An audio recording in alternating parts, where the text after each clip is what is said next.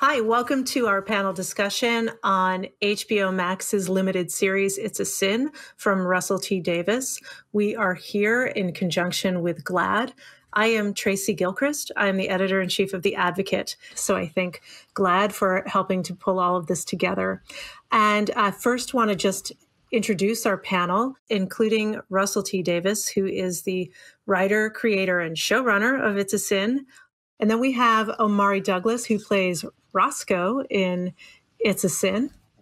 From GLAAD, we have DaShawn Usher, Programs Officer for Communities of Color. We also have with us Twiggy Pucci Garçon, Chief Programming Officer for True Colors United, and also a choreographer on Pose, another important critical show. And also we have Bruce Richman, founder of the Prevention Access Campaign. And finally, we have Dimitri Descalakas, Dr. Dimitri Descalakas, the CDC's Director of the Division of HIV/AIDS Prevention.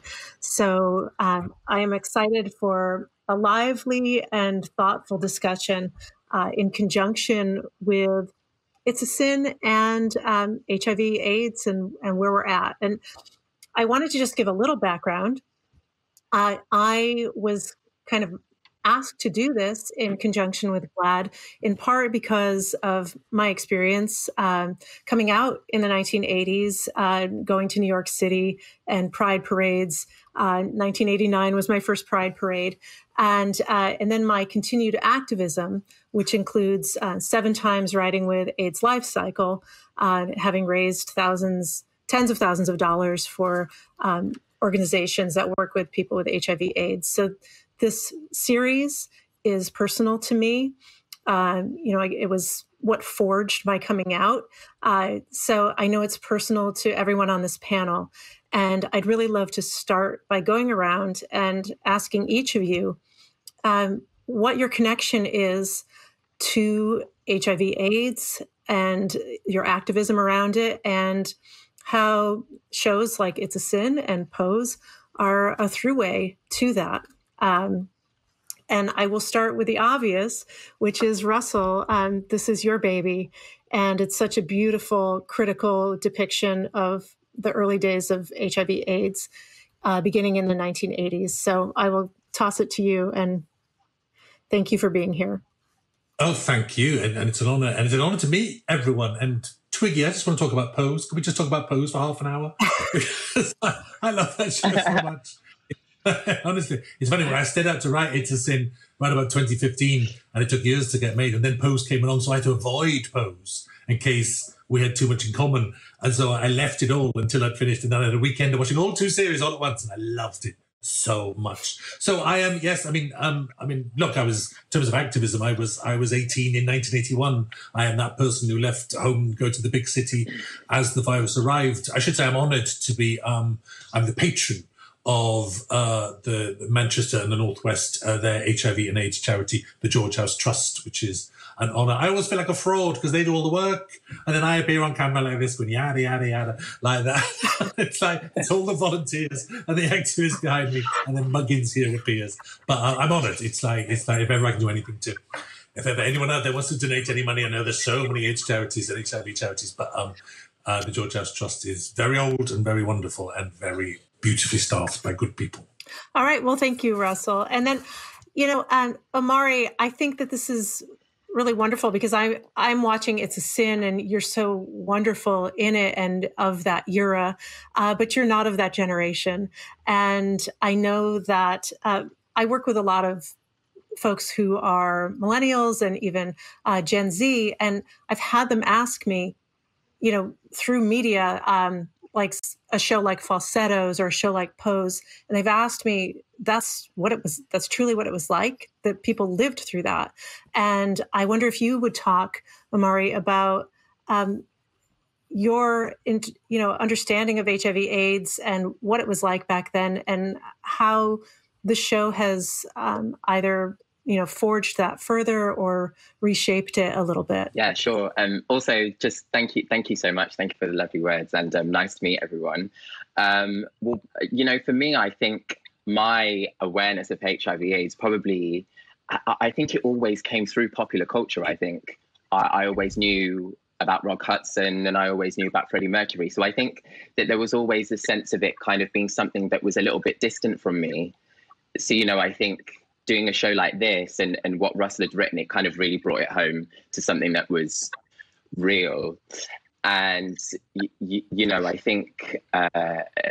I think just being part of a project like this, I think naturally you are just sort of compelled to kind of like dive in and find out, what happened. And it meant that, we all did a lot of reading. But what's also amazing as well is that, like, you could call It's a Sin a period drama, and, it was 40 years ago, and you think period drama, and sometimes you can think that it's really far removed from you. But actually, there were so many people that we could have like real verbal conversations with and like exchange that kind of dialogue with each other. It wasn't just a matter of just like looking in books and just sort of taking in the information that way. The people are very much here, and they were there for us to access and speak to. And I think that's an amazing way of just sort of like being able to have those like kind of cross-generational conversations with each other about what happened, and, just be able to take it in that way. But then equally, like shows like Pose, which honestly, I absolutely adore that show. And I guess a lot of people can think that the HIV/AIDS story, there's just like a sort of like singular narrative, and there isn't. I think you put Pose side by side with It's a Sin, and you're actually looking at two completely sort of different avenues, and it is really amazing, and sort of like probably shines a light on the fact that we haven't seen enough of those stories. There's so many stories to be told about the epidemic and how it affected different communities. So, my experience on It's a Sin isn't singular. I think there's so many stories that we can still tell, and it was just amazing to be able to sort of like immerse myself in that story. So, DaShawn, I wonder, would you talk a little bit about your work at GLAAD and how your understanding or experiences with HIV/AIDS has gotten you to this position, and the work that you do in that regard? Yeah, so working at GLAAD, so for folks that may not be familiar, GLAAD is a media advocacy organization.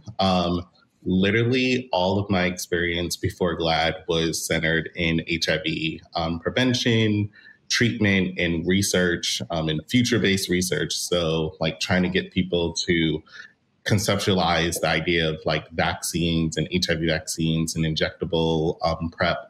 And here we are with COVID, which makes it a lot more easier to explain those processes now, right? But also just thinking that a lot of the work that I've done ever since like 2007 was always rooted in community, and thinking about like what were those particularly community needs. And so I had started working in HIV prevention at Nashville Cares, which was like the largest AIDS service organization in Tennessee. And then I moved back to New York, and I was working at the Center for HIV Educational Studies and Training, CHEST, to do behavioral research studies. And it was really interesting to move from community-based organization into the realm of research, because it was also thinking about like, how do we provide and include underrepresented communities that like we don't often like see inside of these research studies, to provide the data that like issues exist and these are the solutions that may actually work. And so transforming over to GLAAD, it literally was taking that same exact model that I had learned from working within the HIV prevention community to continue on having those conversations about like underrepresented communities. So whether it's in media, isn't like that much different than inside of like when we look at the HIV prevention field. And then also thinking about like how we can amplify voices, particularly in the South, knowing that like it makes up the highest percentage currently of like new HIV diagnosis. Like, how can we take the GLAAD microphone and amplify like those voices and those community advocates? Because usually like what isn't happening is that people are doing amazing programming that a lot of the community members may not necessarily know. And it's really just being able to utilize also GLAAD's platform of reach with celebrities and entertainers and studio networks also to continue the conversation because we don't always, again, get to have these conversations. I think it's telling that, like, in our latest, like, Where We Are on TV report, there were only 3 characters living with HIV on television network before It's a Sin. But it was all on clothes. Like, so think about it. Like, if you only have 3 characters that were living with HIV coming from one show, like, then the representation of, like, the different stories that might be happening with HIV aren't being told. And so I think that's really important to continue to just drive that forward when we think about that. Thank you, DaShawn. And Twiggy, we all love Pose, so it's really lovely to meet you. And thank you so much for the work that you do with, True Colors, which is such a beautiful organization. Would you talk about what you do with True Colors? Yeah, my journey in this space is very similar to DaShawn's. I come from a background of doing HIV and AIDS prevention work, treatment work, some research, and a lot of community organizing work. Back in my hometown, I'm originally from Virginia.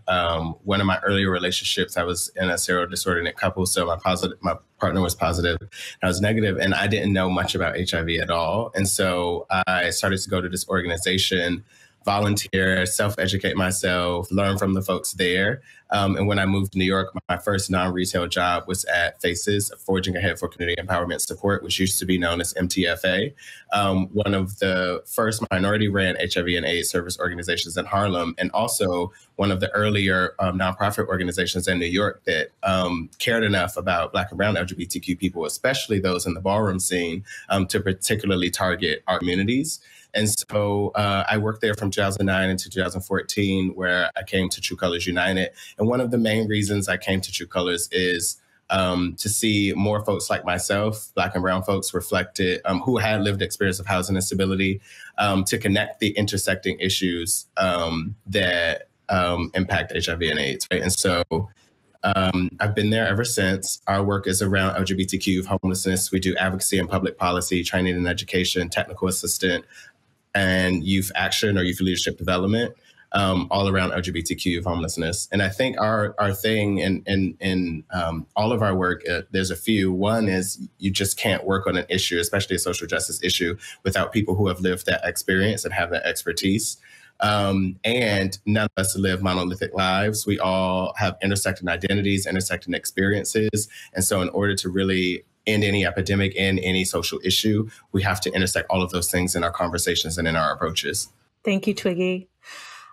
Bruce, it's good to meet you. We emailed the other day. And I wonder if you would talk a little bit about founding the Prevention Access Campaign. Absolutely. Yeah. Thanks for having me, Tracy. It's an honor to be here. I love all these people. I want to be your best friend, all of you. So, yeah, anyway. So, this goes back to 2003 when I was diagnosed with HIV. I knew I would live because fortunately we had treatments back then, but I didn't want to live because I felt toxic. I felt infectious. I felt like a vector of disease. So in many ways, I was like Richie and Colin. I was in the closet about having HIV and so ashamed. And then I learned something miraculous that most people don't know, probably even watching this. 2012, I learned that the medication that I was taking every day to stay healthy was also making it impossible for me to pass on HIV. And I thought that this is incredible. But at the time, only privileged people like myself were getting this information from the medical, establishment. We were I was very connected, and I started doing research on it, talking to people in the field, and we know that, but we don't tell people. And that's a whole other conversation for why people weren't being told. But it was typically people who were already marginalized by the healthcare system that weren't getting this information. So in 2016, Prevention Access Campaign launched a campaign called You Equals You. And technically, that means that a person with HIV who's on medication, the medication reduces the virus so low that it's undetectable by tests. And when it's undetectable, it's untransmittable, or U equals You. So we launched this campaign in New York City to get the message out, to get organizations like the CDC, the WHO, the UNAIDS to endorse this and say, this is indeed true, and we've got to get this out. And it launched in New York with Dr. Daskalakis, who I think is going to be speaking shortly, the first public health official and city in the world to come out and say, this is true. U equals U is true. Now the campaign, U equals U is a global movement in 102 countries, but it's still not getting out there. There are hundreds of thousands of people in the United States with HIV who are suffering. I mean, they're really suffering from social isolation, rejection, depression, suicide, intimate partner violence, prosecution, and murder because they and other people think they're infectious. Their lives are in danger because they're considered dangerous. And that's why we're so passionate about getting this message out. We need all hands on deck. We need individuals. We need HIV/AIDS organizations. We need journalists to make this a priority, especially in the United States, which is way behind the rest of the world in terms of informing people.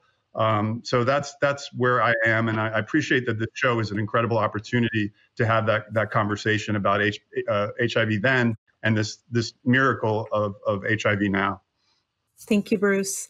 Last but so important and imperative, Dr. Deskalakis, thank you for being here. I wonder if you would talk a little bit about your background working with HIV/AIDS and your new position or recent position at the CDC.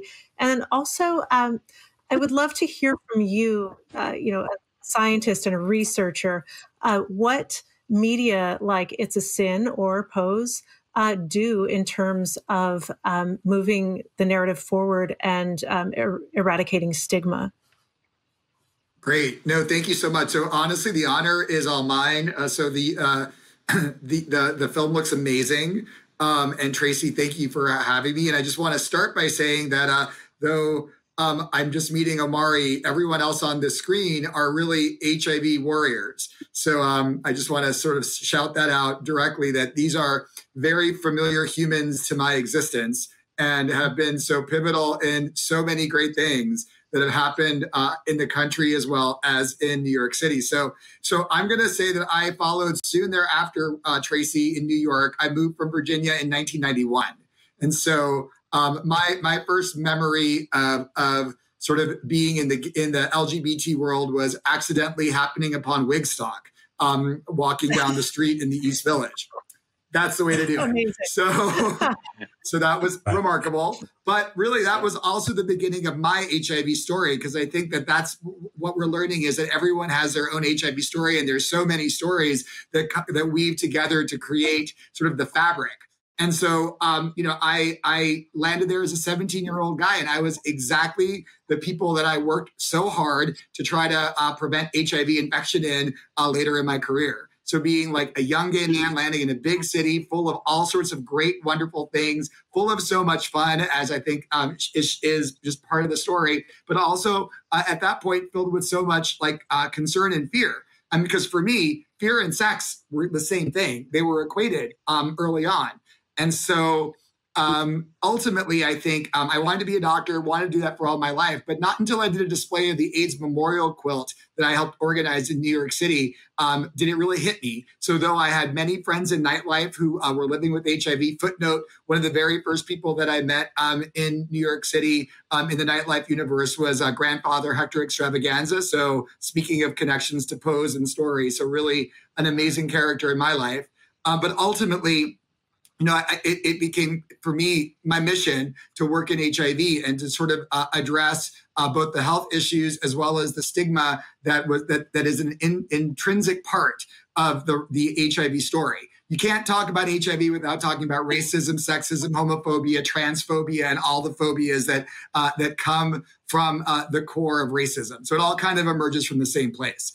But ultimately, I think landing in a world where I got to see people coming to the quilt being really sick, and then being a doctor and seeing that antiretrovirals worked and people were all of a sudden healthy, but then seeing the barriers that made it impossible for some people to engage with antiretroviral therapy. And then there's the miracle of the great side effect of HIV medicines, which is that if you're on medicines, you don't transmit HIV. So that, I think, is magnified by the great U equals U messaging that Bruce was just talking about. I think that's how I landed in HIV, and that's really it's not only part of the story, but really my life mission in terms of working. So, then this miraculous gift is given to me where I get to be the division director for the Division of HIV/AIDS Prevention at the CDC, which is one of the most remarkable organizations that I've ever experienced participation in terms of the way that they are looking really aggressively at blending strategies that address all the isms that block HIV progress to get to the end goal of ending the HIV epidemic in every population, not just one. So, I mean, I think it's a story of progress, but a story of like areas that progress hasn't moved fast enough where we really have to boost that progress. And it's mainly related to those isms and the stigma. So that's how I landed here. And that's my HIV story. I wanted to talk to Russell a little bit about, the series is so fascinating to me, having grown up in the United States, to hear how things kind of took a little longer for them to trickle down or for there to be an understanding in the UK. And I think there's some really interesting hierarchies there. There's the scene with Richie and the bartender, and the bartender, says, no, I can't hook up with a guy from London. And Richie says, no, it's Americans you have to worry about. And this kind of bargaining. So I wonder if you could talk a little bit about the lack of access to any kind of media regarding HIV/AIDS, which was then compounded with Section 28 later. So I wonder if you could talk about that. And then also Richie's amazing monologue about the conspiracy theories around HIV/AIDS and his refusal to believe it. It's such a powerful piece. Oh, thank you. Because that's partly what I wanted to do. It's as a gay man of this age, if there's a gay play or a gay novel or a gay series, I've probably seen it. I'm just drawn to this material. And so when I came to write my own, I very much wanted to wanted to honour those great pieces of work, but very much fill in the gaps and say things that haven't been said. Not all of them. We need 100 more writers to do 100 more stories. But for me, that was something that, there's partly history tends to be written by the activists, thank goodness, because they were there. They did the hard work. That's marvellous. But as a result, it can make history look more active than it was. And we know as activists that you're always there on a march saying, where's everyone else? And that's part of what I wanted to get across in It's a Sin was that flat full of people. They rise to activism by episode 4, but they spend the first 3 episodes very much not doing that, which is my experience. That's what now to this day you'll go on a march saying, "Where is everyone?" So I wanted to get that across: the fact that not everyone does engage, which doesn't make them villains. It doesn't make them poor. It doesn't make them lesser people. But actually, you should engage. And what I remembered very vividly about 1983, 1984. Was the denial of because of course it goes without saying, but it doesn't go without saying for a younger audience actually, that we had no mobile phones, no internet, so much less information. The only information you get were like photocopied sheets in pubs, and they're the sheets that people just put their drink down on and get wet and get ignored. And so the conspiracy theories were rife. We literally thought you shouldn't sleep with Americans, and this isn't a British thing. People still say it was sent by God. We still get that rubbish now, that it was sent by God, it was created in a laboratory. But also, I often think it's compared to COVID denial now. COVID denial now is stupid. But actually, if you kind of look back at HIV denial, when you were told as a young man there is a gay plague that only kills gay men, you and I know that's not true, but that's what was being said. It kind of made sense to deny that because that sounds so impossible and it sounds so aimed at you as a homophobic act that the denial kind of made sense, and the denial was and lives were lost during these years because that denial had no other information coming in. It had no correction. And so there's a great big sequence in episode 2 where Richie, it's almost a song. Omari's in it as well. It's almost like a great big musical sequence of, I took every conversation I'd ever heard and put it into one great big scene. But that 5, 6, 7 years worth of things that were said in pubs. Well, as I said, there's still people who say that now. And it's funny, I was just talking to an American journalist before I came onto this. And what I hadn't realised actually is that you probably don't know about Section 28, and which is the I most only disgusting. just learned about it. Yes, it was our life. And Omari, it was your life when you were in school, wasn't it? It's like in 1987, when an awareness of HIV and AIDS was beginning to creep into a bigger consciousness, the Tory government, the Conservative government, passed a law forbidding any mention whatsoever of homosexuality in schools, what they call promotion, as though you're promoting homosexuality, as if you could turn people homosexual. Believe me, if you could turn people homosexual, I've got a lot of people I want to talk to. I'd be out there now doing that. But it was literally, well, imagine if we could, the power. Oh my God, it'd be hard. But it was literally law, which then terrified any single teacher about ever saying anything. You could witness a boy being beaten up for being gay. You could witness a girl being beaten up for lesbian in the yard, and you weren't allowed to talk to them about what the problem was. That law stayed in place. Oh God, was it till 2003, Omari? It's like 2003. 2003. I mean, I've got to say, it was a ridiculous law. And actually, I think no teacher was ever prosecuted for doing it. And I know, I'm from a family of teachers. A lot of teachers just went, what a load of rubbish, and did their bit. But always but that's nonetheless ignoring the fact that all teachers and all pupils lived under that pressure. If you wanted to form a gay group in school, absolutely. That was the law of Great Britain. Our Home Secretary today, who's the woman who's in charge of the laws of the land, voted against gay marriage. This country stinks, but we will get them and we will throw them out and we will burn their belongings eventually. Well, we're with you, Russell. Omari, I wonder, because you grew up under that law, and you just mentioned that. Would you talk about what that was like? That kind of basically a gag order for talking about queer subjects. I had no idea. Yeah, well, it was repealed in 2003. And I started my secondary education in 2005. So I was about 11, 12 then.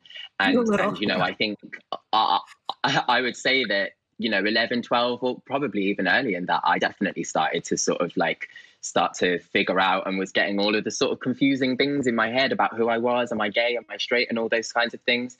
And I guess what has happened is that even after that act was repealed, there will be now a lifetime of lasting effects on sort of our education system. There feels like that there is a complete erasure of sort of kind of gay or queer existence in our education systems. And I think, I was saying to someone earlier today, I think we definitely take for granted what the role of a teacher or an educator is in our education system. They're not just there to teach us how to pass exams and how to do our maths and our English and our science. Teachers are there in a very formative period in your life. And I think about being at school, and I was actually outed when I was at school, and I didn't feel like that I had those people there, those teachers to go and talk to them about that. It was very much something that you dealt with yourself, or you dealt with your friends that you could actually trust. And so, I think it, as I said, as something that has been repealed, definitely a lasting effect. And it's kind of what do what can you do about something like that? It just kind of makes you want to overthrow the curriculum. There needs to be some sort of kind of overhaul, because it's stories like this, it's things like It's a Sin, and it's things like Pose that actually kind of bring that history into our homes, because I didn't get it at school, and so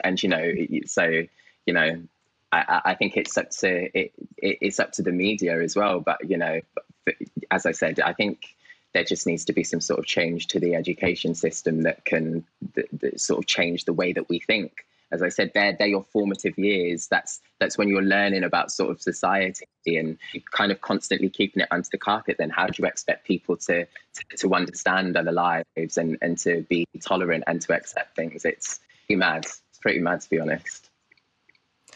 Yeah, it truly is. I wonder, Twiggy, if you could kind of talk about, this idea, because you're working with youth at True Colors, if you could talk about the notion of education and HIV, not just about LGBTQ plus identities, but HIV/AIDS and the importance of that at True Colors. Yeah, I mean, I think we pride ourselves in our onboarding process and our youth leadership development programs with a keen sense of professional development. And that has to do with education around advocacy, around facilitation, around leadership development, around race, equity, gender, all the things. I think you have to have a very solid foundational basis of that repertoire in order to do any sort of social justice work. But I'll answer that a little bit differently also, is around the power of storytelling, right? Like this idea that stories shift narratives and stories save lives. I know in working on Pose, and I'm sure the same thing is going to happen with this project because it's brilliant and beautiful and real and authentic, is, you know, I can't count how many direct messages I've gotten around the impact of the show. I know a nurse practitioner in Atlanta, actually, that sent me a note about a person who they could not get to stick to using their medicine to their regimen. And they saw Pose and they saw the stories and they finished the season, and they've been in retention in the retention plan ever since. And so like the impact that I foresee this particular project having will actually save lives. DaShawn, I wonder if you could talk a little bit in terms of what you do at GLAAD and the role of education, and especially for, you know, informative years, as Omari was suggesting. Yeah, so I know that like we've been doing a lot of our GLAAD Media Institute trainings, particularly like going into communities, especially inside of the South, to equip them with being storytellers. So like echoing what Twiggy was saying is that it's very important to, one, like let people know, like how can you tell your story and how can you shape that? But then also how do you make it newsworthy enough, right? Like when there aren't always going to be these conversations about HIV. Or how do you capitalize off of like the National HIV Awareness Days, where there are sometimes like a blip in the media around this, or every time a show that comes along, like It's a Sin, that like will garner like a little bit more like interest into being able to educate folks. And I think that is like super important. But then also even like with Bruce and like the stuff that he's doing with U equals U, of like how do we again continue to amplify like those messaging like across different platforms to different audiences, because it's super needed.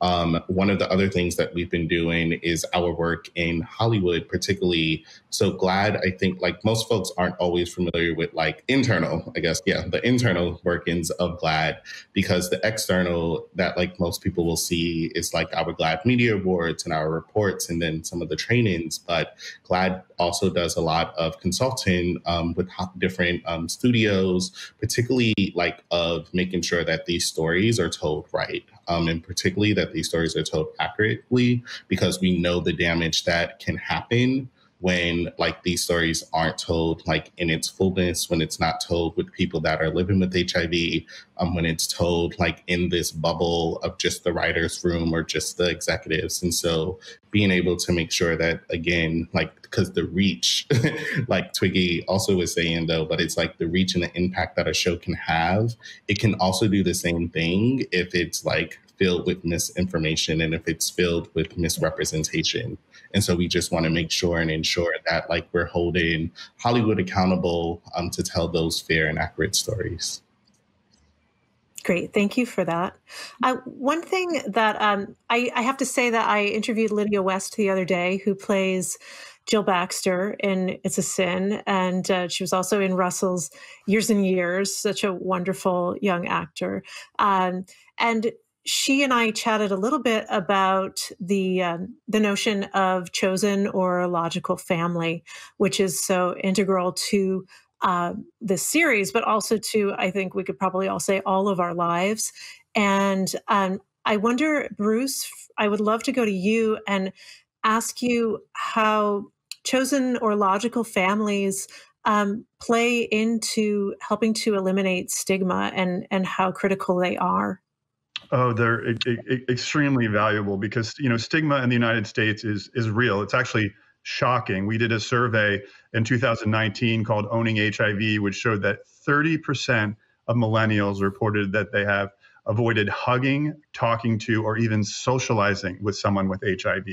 And that's extraordinary. So what we've heard a lot is, and I actually talk frequently to people who are in the closet, from every single background, from highly privileged men who import their medication from Australia because they don't want to go to a clinic and for people to see them with HIV, to folks who are kicked out of their homes and are struggling with homelessness and food insecurity because they have nowhere to go. And in those cases, chosen family is so important.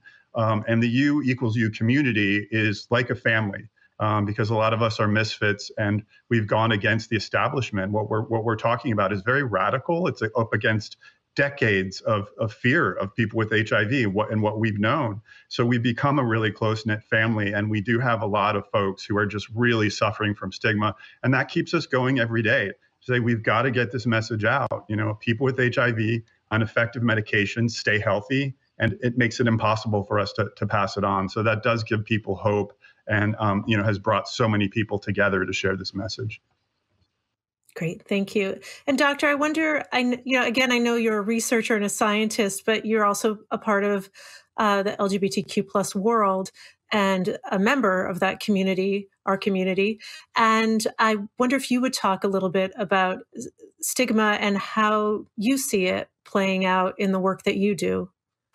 I mean, I think that there's so many levels. So as someone sort of coming up, in New York City, before even any bright days around HIV therapy existed, I think that that irrational fear creates sort of stigma, and I think also the systems that we have create stigma. So one of the sort of areas that interests me is identifying ways that we can make the experience for people living with HIV or those who could benefit from prevention or other services what I call status neutral, because we've in effect elevated the result of an HIV test to the place where it institutionally creates stigma and creates duality. So rather than having one door for people, there are two doors. So I think that really identifying the fact that there's a human family and that that very often that family may be based on some other identity, whether it's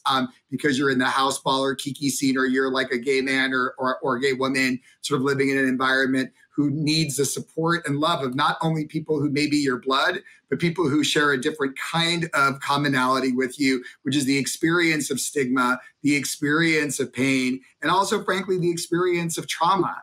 And so there's something so powerful about sort of a shared language of trauma. And I think, I think that something like It's a Sin really brings up a really important notion for me, which is that we can, through sort of the cathartic process of entertainment, watch what the pain and suffering was in the past so that we don't have to relive it in the future.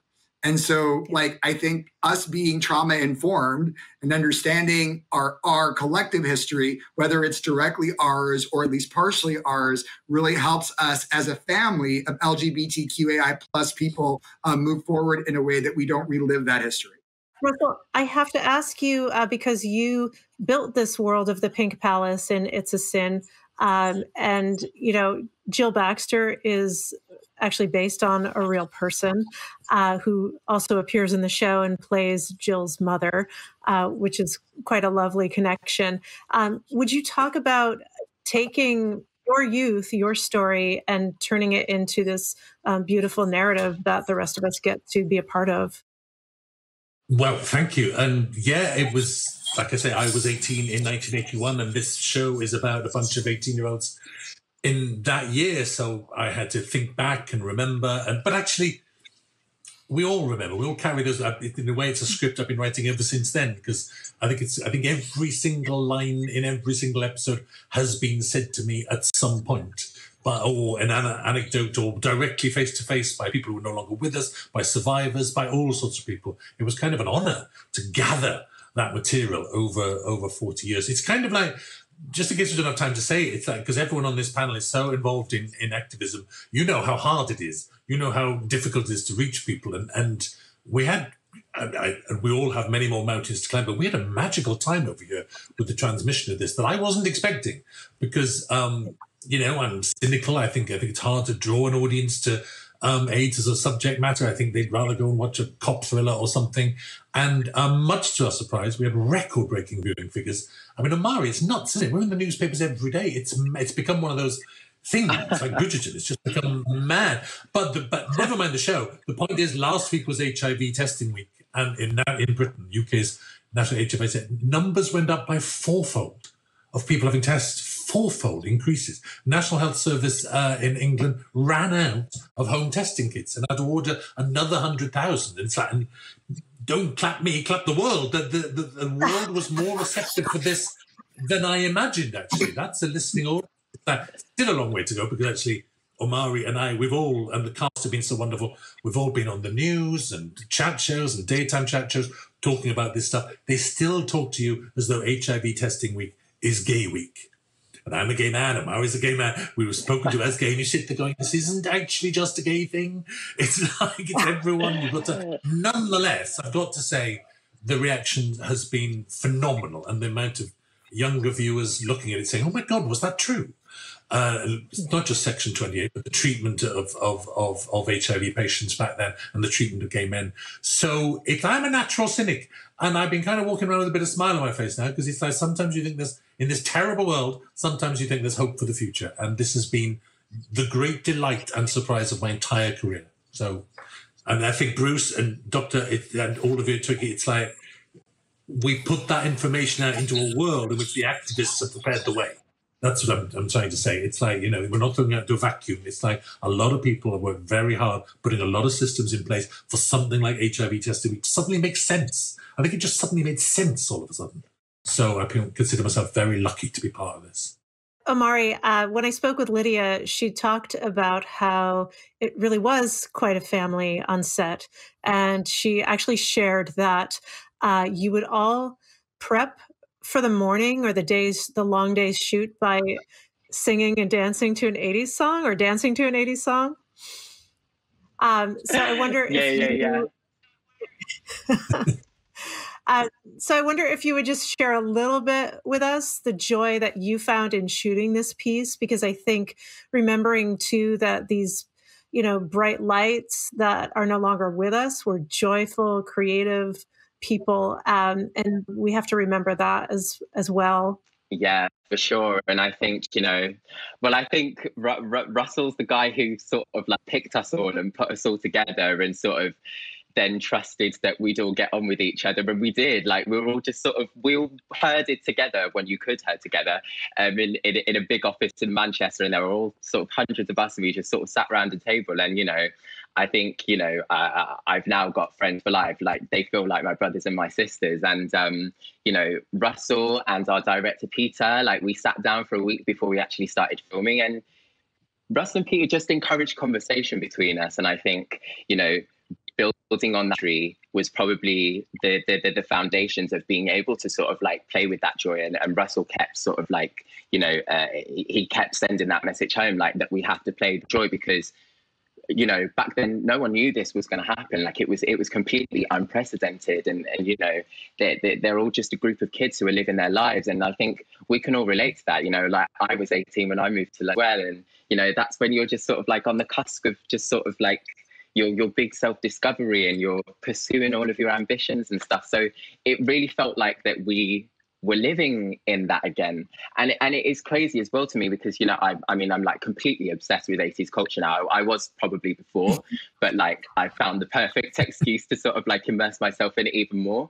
But it was really interesting how in a time of such great sort of like crisis, that there was also this amazing movement happening in culture and music and art. And it was because of the contribution of queer people and all of that music and stuff. Like, you know, I mean, particularly for Roscoe, like that's all the stuff that makes him tick. So, you know, we constantly had a good excuse to just sort of like dive into all of that good stuff. But yes, like every morning we go in the trailer and we dance, and also like we shot it completely out of sequence. Like there was no kind of like sense of chronology in the way that we filmed it. Like we'd be in like 1981, 87 and 91 in the space of one day. So like we were just sort of prepping ourselves to just sort of like plow through those days. But that's what the characters are doing. It's kind of like plowing through as well. So there's like a parallel in that sense. But it was just it was joyous, just like pure joy. I don't really know how else to express it really, because just had the time of my life. I feel really lucky, I think I think it comes through in the show. You feel that among these folks. I'm going to take a little bit of a hard turn.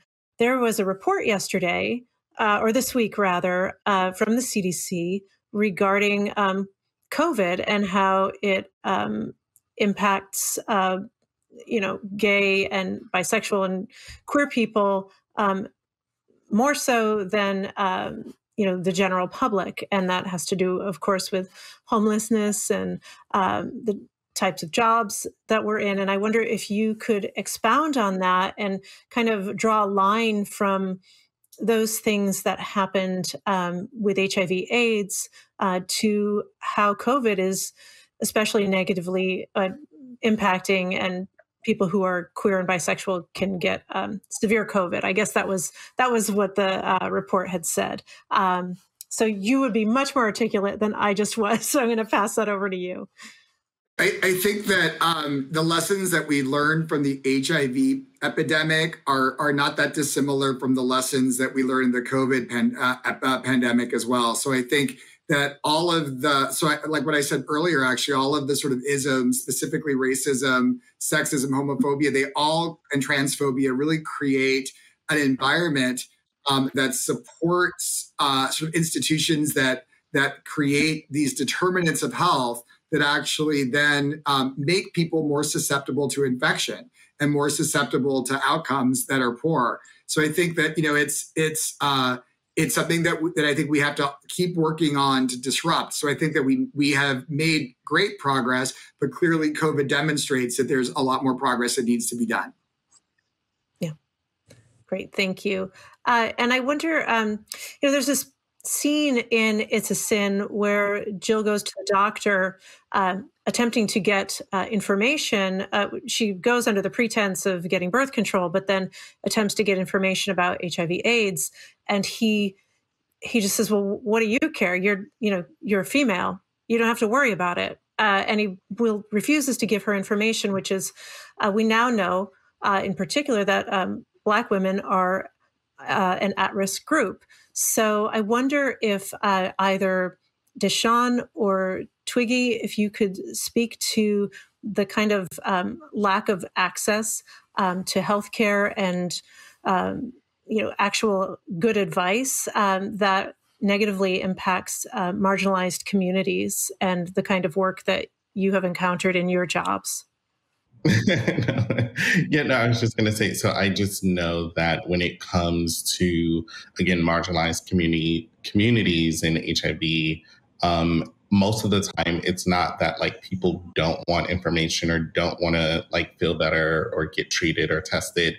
It's a large degree of like access, right? And like also thinking about who can go to the doctor. And so whether or not, just because like if you have a job and you have insurance, it doesn't necessarily mean that you have a job that allows you to take that time off to practice a form of self-care, which then makes it even more difficult, especially for women, cisgendered women, if they have children, if they are like providers and like the head of households for the family, it just becomes increasingly difficult. But then similar to other populations, so when we think about youth who may not be able to necessarily travel like alone or just like go to these doctor's appointments, or people that may be experiencing homelessness.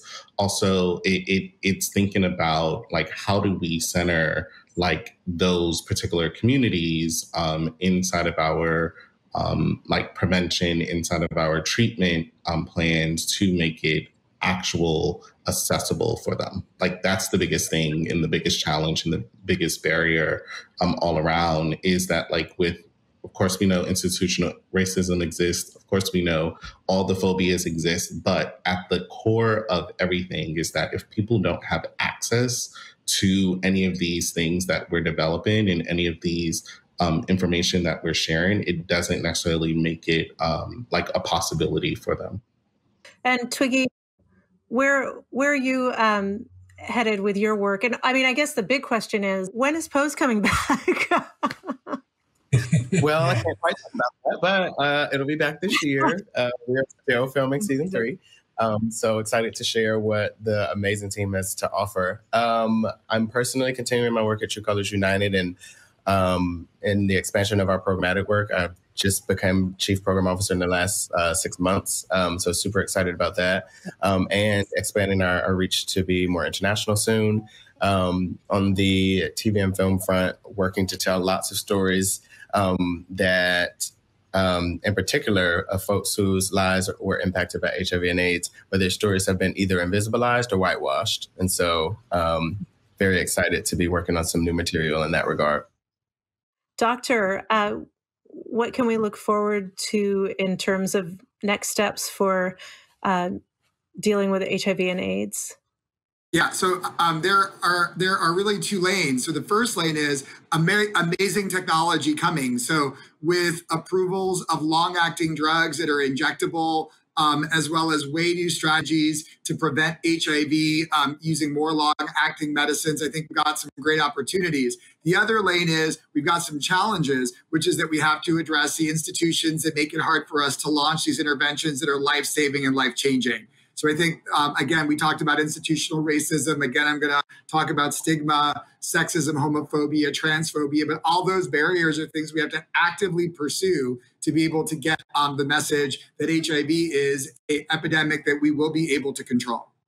Great. Well, I want to thank all of you for being on this panel in regard to It's a Sin and where we stand with representation and visibility for HIV and AIDS. I want to thank all of you and also GLAAD and HBO Max. And we all look forward to the premiere of It's a Sin on February 18th on HBO Max. So thank you for that.